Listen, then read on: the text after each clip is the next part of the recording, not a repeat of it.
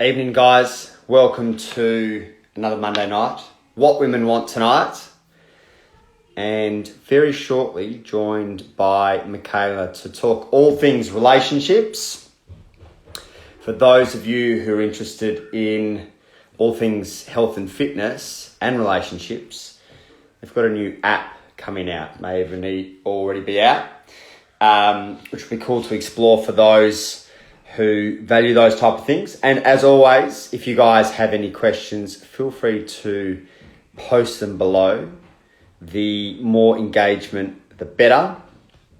And we'll be talking all things relationships. She is a healthy relationship therapist. So here we go. We'll get started.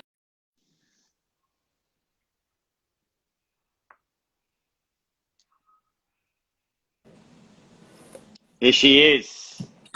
Hello. Let me fix How this are camera. you? There we go. I'm good. How are you? Very, very well. Thank you for joining us. We'll get started on Thank you for having me. we'll get started on all things relationships, apps, etc. real soon. But before we do, for those that don't know what you do, can you give a 1-minute spiel on your life? My life. Okay, snapshot of my life at the moment. I'm a provisional psychologist and counselor specializing in relationship and sex therapy. So that's where 95% of my clients come from, is within the relationship realm.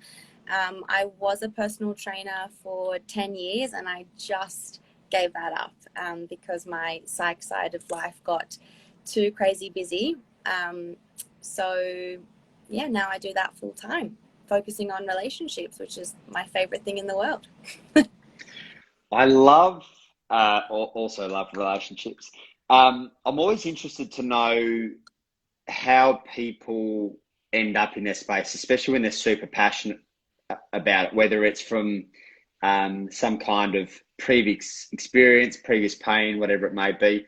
What got you into this space? I've got a similar kind of path from you in terms of the health and fitness background, and then obviously moving into understanding the mind, and mine very much comes from my own suffering, so to speak. But where does your passion stem from? Mine, I mean, look, I've had this question asked so many times. It's just forever been my passion. So when I would go on holidays when I was 19, 20, all I would read was, relationship books and psych books, and anything psych related I could get my hands on is what I read. So I eventually was like, why don't you just go to uni and become a psychologist? So I did, and every single thing that I wanted to read about, that I wanted to listen to and learn more about, was always to do with relationships. And I come from a really open Swedish family, so sex and anything to do with it was, commonly discussed at our dinner table or at gatherings and that kind of a thing. So it's never been a very taboo subject for me. So I think just wanting to be able to make that more approachable for a lot of people, and just wanting to be able to help people have the tools to have a better relationship. It fuels me. So there's nothing, no set experience that occurred for me that made me want to do it. It sounds strange. I feel like I was born to do it. I just love it so much. So just was drawn to it.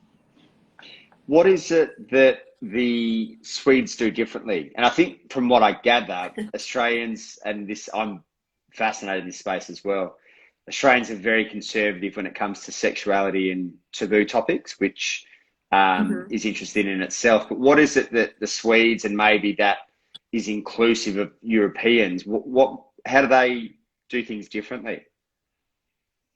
Well, look, that's probably like a generalized statement for me to say Swedes in general. But my family in particular, and the people that are around us, are just very open-minded. Very, the parents that are in my family, all my siblings are parents as well, just have a very inclusive kind of mind with their children. They want to be on like a friendship level, but also obviously not pushing that boundary completely. But being both friend and parent with their children, so that we feel open enough to be able to discuss anything, and we feel safe enough and vulnerable enough to be able to discuss anything with our parents. And I think that's probably the main difference, is being able to feel emotionally safe enough around our parents to be completely ourselves, whatever it is that we're saying. And I think a lot of parents that I know with an Australian background don't really have that same amount of vulnerability in return either with their children. You know, my parents are very vulnerable with me as well, with what they share. Probably too much, but I think that's probably the main difference, is just feeling emotionally safe with one another. It's yeah, I love that. And even the vulnerability back from the parents, which is something that's still quite rare, I think, with that generation, at least, what I've experienced, and obviously speaking to friends about it. What does emotionally safe look like to you? To me, emotionally safe looks like whatever I share is not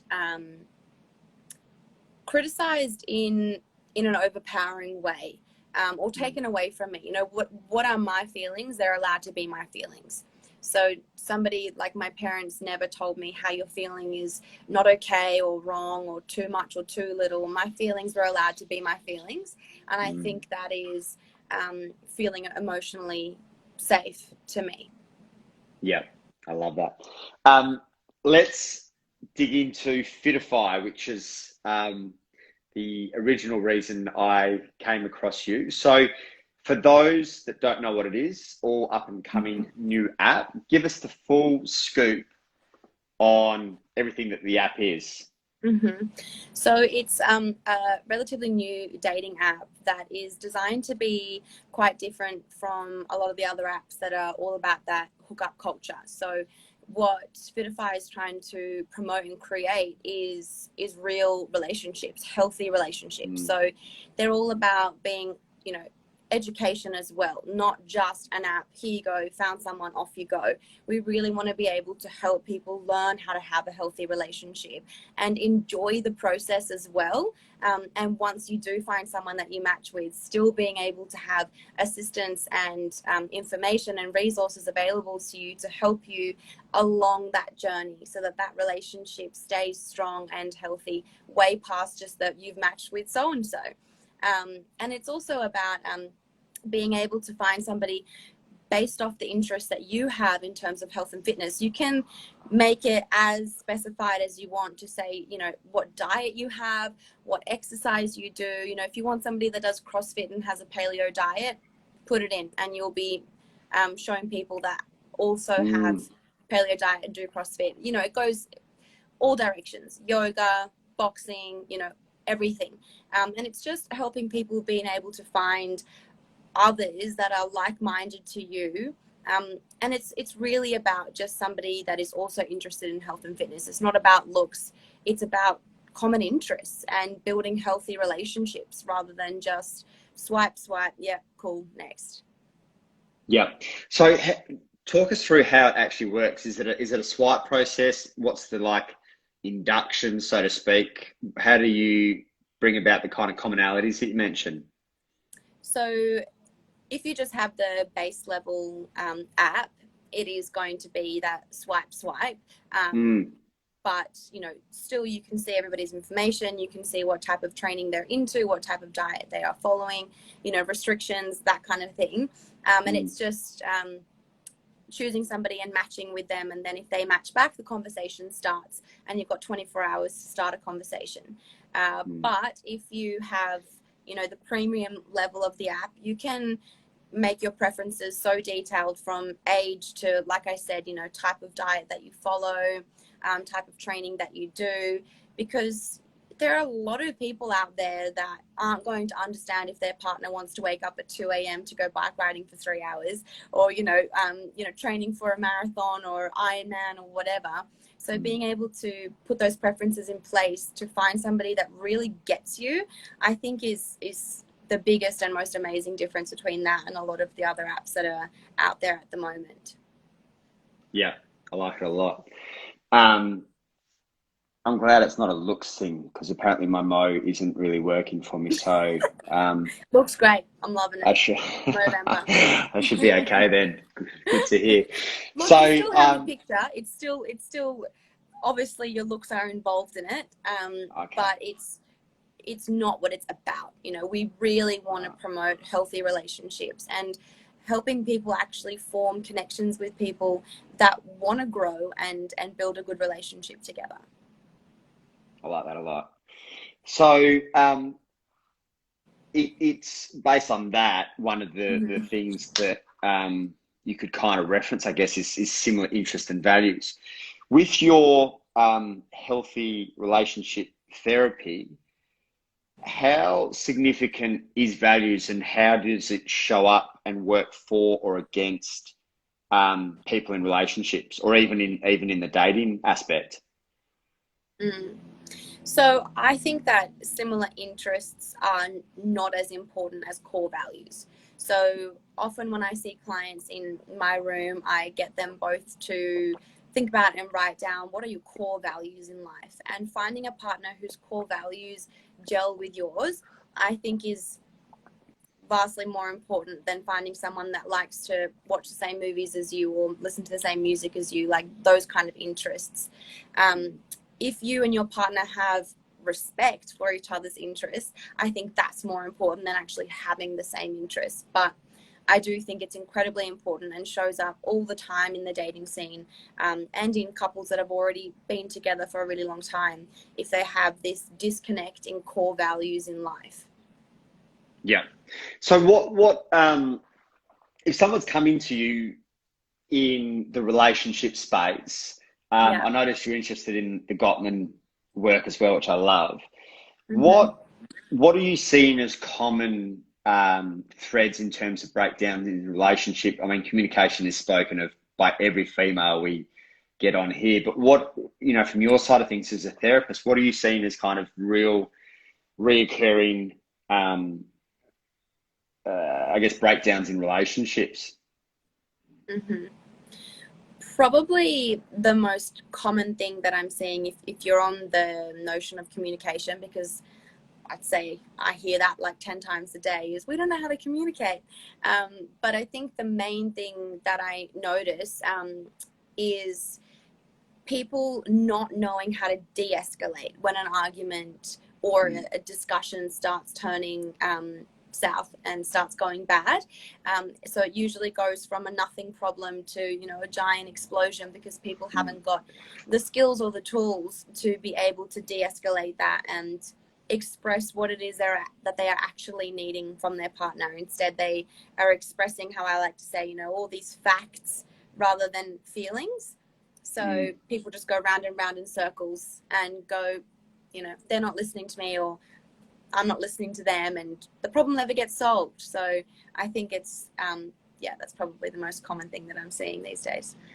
So if you and I workshop this in real time, like right now, talk me through what you mean in terms of an escalation or a de-escalation, and how we would solve it. Right. Well, look, it usually goes over a few sessions, but what I normally, so if people are having trouble with arguments escalating and not knowing when to stop, I get them to first off spend some time, whether it be over a couple of days or a week until they see me next, just being mindful and aware of what kind of physiologically happens to them before they start spiraling with their partner, or before they start feeling like they're getting out of control, and just learning to identify what their natural triggers are, so that they can kind of go, oh, okay, now that we know what they are, when they start happening, we know that we need to have a timeout. So if the argument starts going bad, I usually get a couple to come up with a code word. Usually we make it funny, so it's a bit of a circuit breaker. People have like popcorn, lollipop, unicorn, whatever. Actually, the other day someone said coastal erosion, and I was like, okay, each to their own. But so then when you feel that either of you are kind of getting to that stage where you feel those physiological reactions of heart getting fast or hands getting sweaty or whatever, one of you is allowed to say the code word, and then I want them to put a 20-minute timer on. So this is where Gottman comes into play. Gottman actually did a massive study with thousands of couples, and when they were starting to get heated, which he calls flooded, he got the camera crew to pretend that something was wrong with the cameras. So he needed 15 minutes to kind of fix and rejig the cameras. And he noticed that with the couples that he did that with, in comparison to the ones that just kept going when they had started to get flooded, there was such a big difference in being able to actually mend and come to a nice conclusion in that argument. So he said physiologically it takes 15 minutes for your body to get out of that flooded state. So that's why I recommend clients, you know, putting it literally a 20-minute timer on their iPhone as soon as either one of them says the code word. And then in that time, go to a separate room, learn to just self-soothe, which is something we do in our sessions, figuring out how you self-soothe. And just physiologically calming back down again before you reintroduce to each other what it is you're trying to talk about. And then I guess the last thing is, when you do come back to one another, making sure you've actually sat down and thought about, what do I really need from my partner right now? And how can they give that to me? And only explaining that when you come back. That's good. I didn't actually realize, maybe you're further along the Gottman path than I didn't realize that there was a 20-minute little buffer on there. I did think that people had different de-escalation periods, but that's good to know. 20 minutes is a buffer. I think one of the really important things with that, and I'm sure you're well aware of, you know, attachment styles, if you have that avoidant person pulling back or shutting down, how much worse that is for an anxious attached person. They really kind of get dialed up. So in terms of really communicating what's going on and when we're coming back, that can make a big difference, especially to the anxious type who would freak out even worse if they don't have kind of boundaries to work with. Yeah, definitely. So people that are stonewalling, which is, I guess, what you're kind of describing for those that are a bit avoidantly attached, going to that 20 minutes of self-soothing is most beneficial to them. But like you said, that can be quite triggering for people that are anxiously attached. So I spend a lot of time in my sessions with people getting them to understand that walking away for those 20 minutes, as much as you're just like, I just want to tell you what I have to say, and I just want to hear what you have to say, and like, let's just, you know, please, getting them to understand that you're not able to show up as the best you possible, and your partner is unable to show up as the best them possible if you keep going when you're flooded. So you're actually not going to get your needs met if you keep going. And it's really, I guess, working with people to try and wrap their head around that so they feel confident in that it's actually better for them if they just go and have this little breather. For those jumping on now, flooded's a term used by the Gottman Institute. And there's a couple of kind of warning signs if you're falling into that flooded space. The obvious one is an elevated or a heightened state. He often references a heart rate of over 100, which is an interesting little barometer. But, you know, I guess it kind of falls into that respond, don't react as well, doesn't it? In terms of when you're really in that heightened state, you find yourself reacting as opposed to being able to take yourself out of it, calm down, and then respond and communicate properly. Definitely. Tell me about the sex therapy. I'm interested in that. What is it? I mean, you know, relationship therapy and sex therapy, I guess, come hand in hand. But what is it that you're finding, again, if we're kind of coming back to recurring themes, and I'm sure everyone's got their own unique struggles in that space as well, but if there are recurring themes within, you know, I guess, the Australian demographic, what are some of the recurring themes that are happening either from a guy's opinion, girl's opinion, and as a couple as well? I think the most reoccurring thing that I see when it comes to sex therapy is that most of the time, if not all of the time, for people that I see, problems with your sex life are actually a symptom of a problem with your relationship. So often people come to me and they say, you know, we've got a problem with our sex life. We aren't having sex anymore. And by the time we finish the session, I have them realizing and understanding it's actually a problem with their relationship that's causing a problem with their sex life. So they're either not feeling loved and safe and secure in their relationship, or they're feeling that pursuer distancer cycle continuously going on. And most commonly, it's people's own insecurities and self-esteem issues that I guess get expressed in the couple and then kind of erodes the couple away. Yeah. So I'm interested in the pursuer distance. I haven't heard much about that. I mean, based on the words, you kind of get the idea, but what line of work is that? And yeah, I might get you to explain a bit about that. Yeah, so it's really common in arguments as well, not just in sex, but it's when one of the partners is always the one kind of coming after the other one, and they're obviously pursuing their partner, whether it be communication wise or sexually, and then the other one is usually quite avoidantly attached and putting up that bit of a wall and the buffer to, you know, wanting to go away and retreat, and the cycle gets worse because the pursuer is coming after them, and then they want to retreat more, and then that makes them want to pursue more, and then they go round and round, and it usually gets worse and worse. Yeah, perfect. Well, not perfect, but a good explanation there for sure. Yeah. I'll get you. I'm really interested in the attachment styles, and for a lot of people, this is still quite a new concept. But can you explain the attachment styles and potentially even ways to navigate different attachment styles as well? Yeah. So your attachment styles are formed when you're really young, usually before the ages of 3, actually, so super young, and they're based off the relationship that you have with a parent or your parent figure. So how your parent shows you love, helps you feel emotionally safe or not, how you witness your parents, you know, showing love to one another, forms your attachment style. And then that, which I think is the craziest thing in the world, affects your romantic relationships when you're older. So you can, it is really on a continuum. So it doesn't really mean that you're only going to be one of the 3, but there's anxious, avoidant, and securely attached. And you can kind of range along on a few of them. But obviously, securely attached people are, you know, the goal, the ultimate. But if you're avoidantly attached, you often find that you enjoy being quite independent.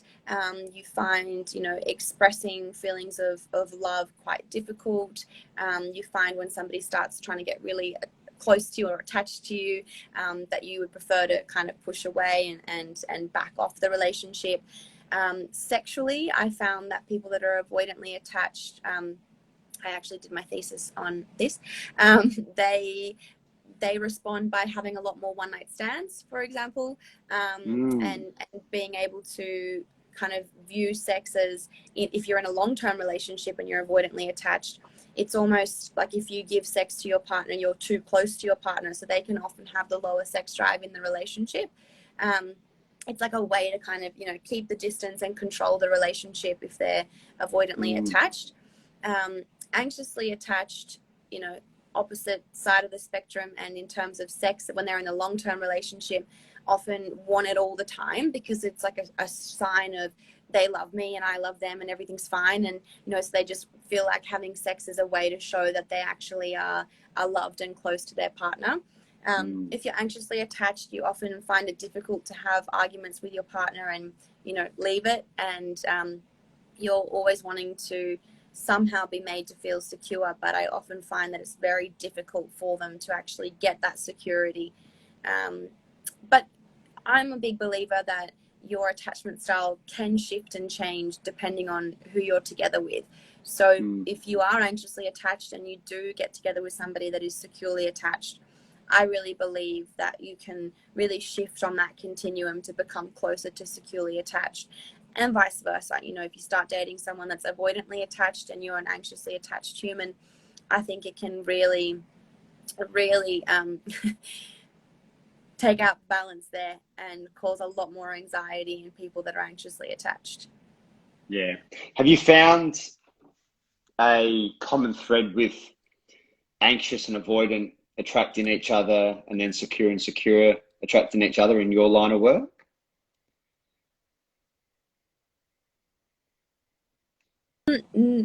I haven't seen it, but I have read about it.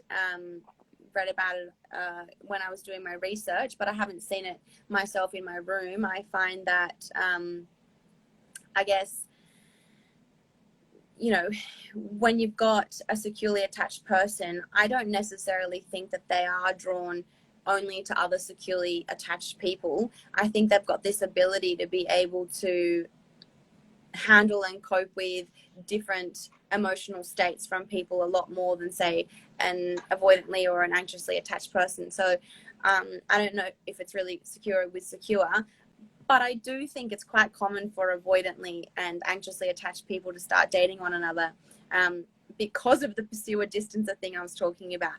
So it's almost like the anxiously attached person is, you know, coming after the avoidantly attached, and when they kind of pull back, they find it more of like a challenge, and then they get like sucked into this relationship that eventually they, you know, causes quite a lot of toxic damage. Yeah.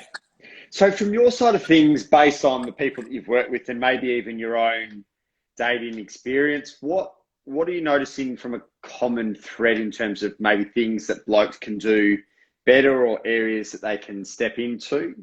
And maybe even vice versa for the women on here who maybe things that they can kind of consider in relationships or even dating as well. Well, I think, and you know, some people might think this sounds a little bit airy fairy, but I believe Go that for it. everybody should do the Languages of Love questionnaire. It takes like 3 minutes to do it. It's really easy, and if you type in the Languages of Love, it'll come up on Google immediately. And honestly, I think it's a game changer, because a lot of the time our partner can be expressing love to us, or we can be expressing it to them. And if we speak a different love language, it's like you're speaking two different languages. So sometimes I've got a couple and they spend, you know, all weekend together. So much time, you know, 24/7. And the guy's like, you know, I just don't think that she loves me because, you know, she doesn't physically touch me very much. Whereas she'll be like, but I just spent every single second of the whole weekend with you. How can you not think that I love you? And being able to go and understand, well, it's because his primary love language is physical touch and her primary love language is quality time, helps the both of them be able to, A, empathize with their partner, and B, be able to show love to their partner how they really need it shown. So I like to set up little reminders for people to say, okay, this week you have to show love to your partner in their primary love language. You got to make an effort to do it in theirs, even if it's vastly different to yours, but doing that every single week. And also it gives you a nice little insight to if you're getting a bit shitty and stroppy with your partner for didn't, you know, write me a letter or write me a card or like, you know, whatever, kind of going, oh, but they did do the dishes and cook dinner and, you know, clean the house, and his primary love language is acts of service, so really he's showered me with love this week, you know. So it kind of goes both ways, where you help feel more appreciation for your partner because you're looking at how they show love and not just expecting it how you show love. But it also helps with my favorite sentence, which is, you know, treat your partner how they want to be treated, not how you want to be treated. So yeah, I think one of the biggest things is learning your partner's love language. I think it's a really big game changer. What else?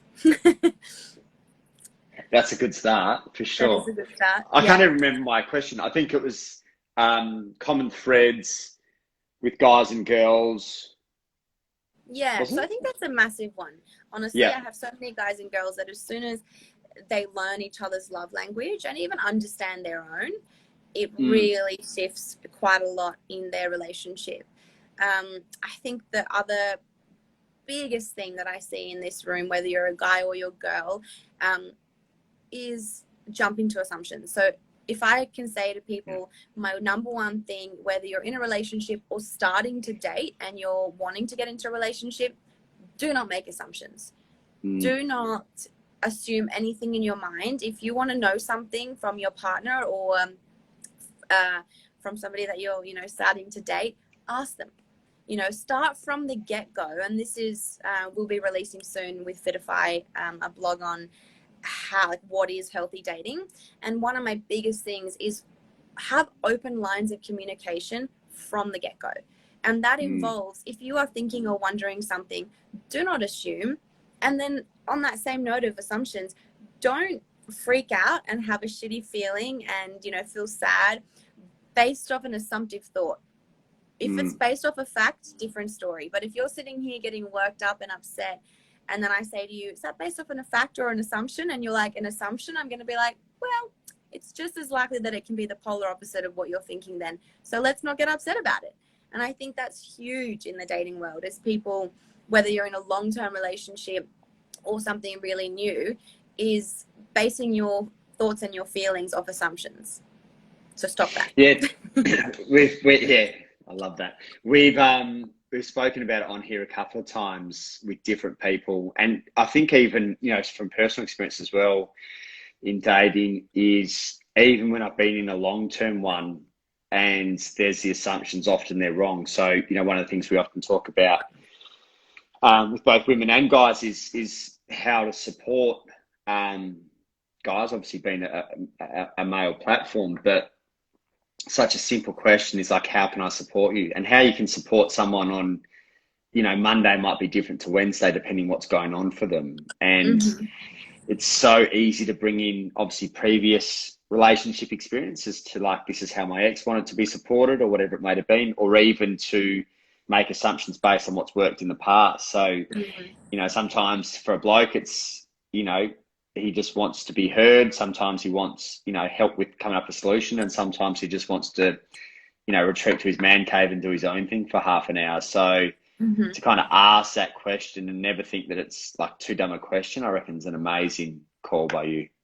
Yeah, absolutely. And I think what you're saying about, you know, you might be responding to your current partner from your previous relationship, that's something that I see in my room all the time, is people getting either angry or upset at their partner when it might be the first time that they're actually doing the thing that's upsetting them, because they're basing their reaction off, you know, a history with somebody else who's done it 10 times or 20 times or whatever.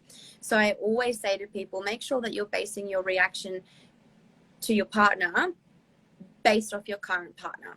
You know, if you're feeling really worked up about something that your partner's just done for the first time, have a little check-in with yourself if you're responding to them based off what they have done, or if you're responding to them based off what somebody else has done. Because if it's the second option, it's not fair on your current partner, and it's not fair for you either emotionally. So I always say to people, make sure you respond to your partner based off your partner.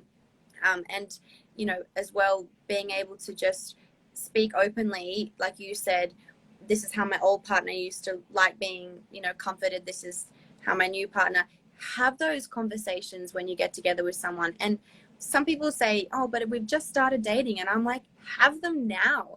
The earlier you can have those kind of conversations around, you know, how do you like to be comforted? You know, I say to people all the time, what turns you on? What turns you off?